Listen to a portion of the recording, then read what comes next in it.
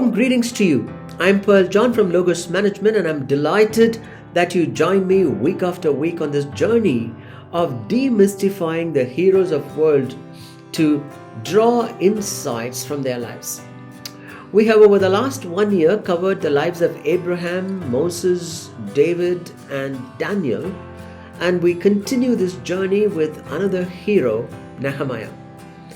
You read about Nehemiah in the books of Ezra and Nehemiah, and his life is another testament of an ordinary man with an extraordinary conviction that catapulted him into a man of significant influence of his times.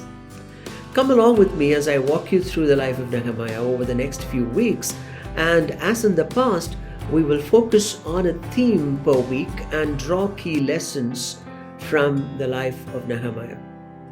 This week we focus on the theme, ingredients that make a difference to realize your vision.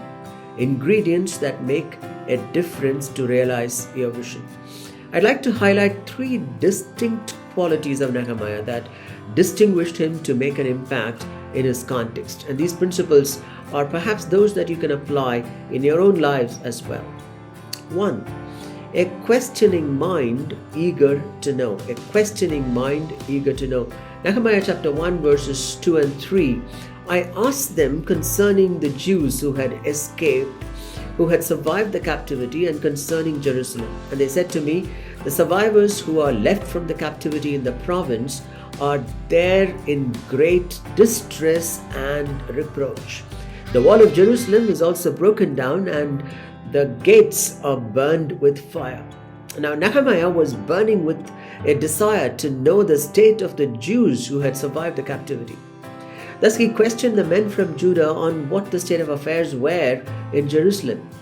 He could have chosen to remain insular, isolated, and in his own world, now that he had the cushy job of being in close proximity with the king and having earned the trust of the king. He did not allow his personal advancement or the depth of influence he wielded with the king or the extent of his goodwill with the king to divert his focus on the situation the city of Jerusalem was going through. There are times that you allow your well-being to insulate you from the realities around you. You harden your heart and choose to ignore the conditions of your people and bask in the luxury of your comfort. Not Nehemiah. He was conscious that his people were going through challenging circumstances that was extremely difficult for him to be at ease, and thus he was perhaps constantly thinking of their situation. And thus, when the opportunity showed up, he capitalized on it and inquired comprehensively, so he was in the know of the minute details concerning the Jews who were left behind, and also with regards to Jerusalem. Are you eager to know the well-being of your people?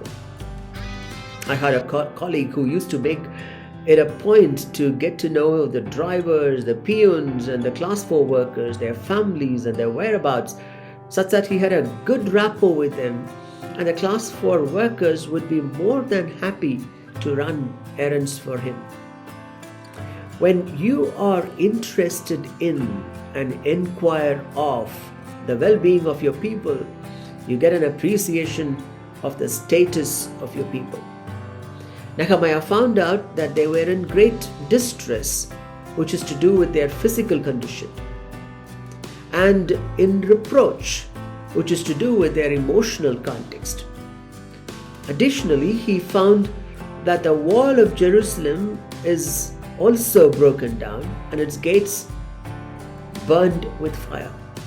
The threat to their security and safety is something that was troubling him.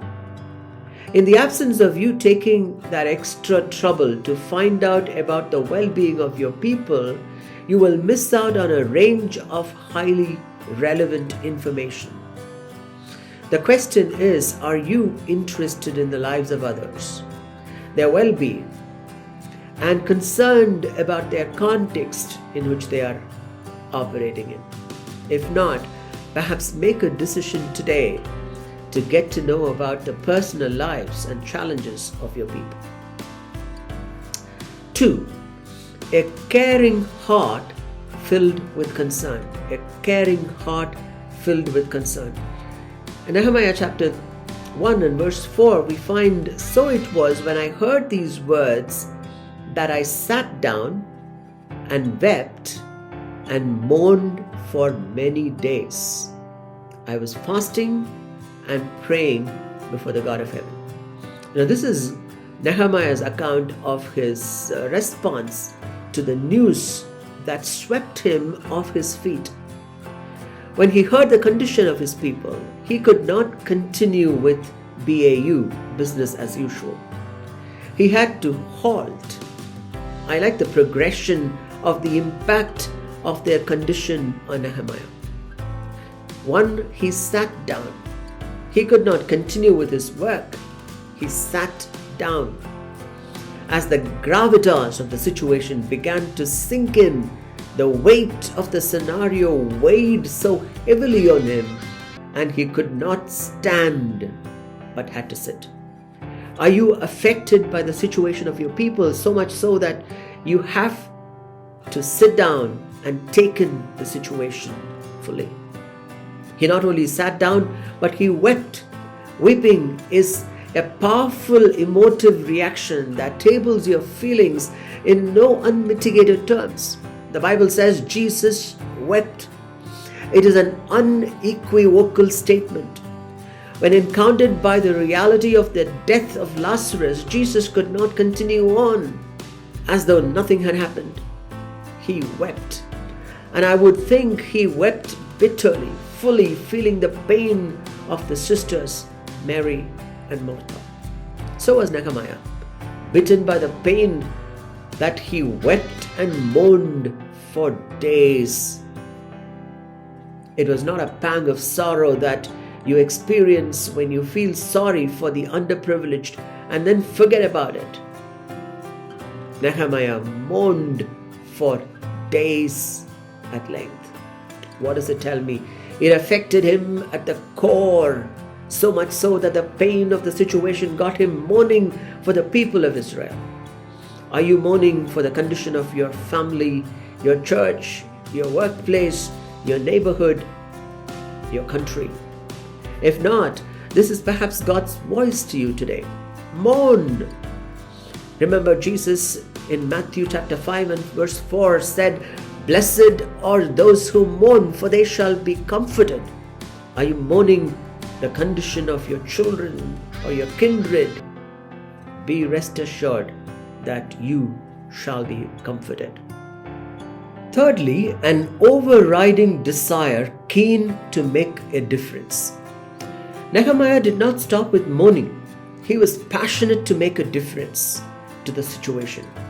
Humanly speaking, the condition of the children of Israel was beyond Nehemiah, cupbearer to a foreign king in a foreign land. But he did not want to operate in the physical realm. He was keen to move into the spiritual realm, and thus his passion to make a difference to the situation propelled him to change the battlefield from the physical to the spiritual. And in verse 4, latter portion says that he was fasting and praying for a breakthrough. Is your passion to make a difference in the lives of your people taking you to your knees? If you don't make a difference on your knees, you can't make a difference to others on the field. I repeat, if you don't make a difference on your knees, you can't make a difference to others on the field. May the Lord grant you the grace to make a difference to the lives of those that you are concerned about. This is Pearl John signing off, the other 167. Thanks for watching, and let me encourage you to keep watching. We continue the series next Friday. Do join in and have a wonderful week ahead. God bless you.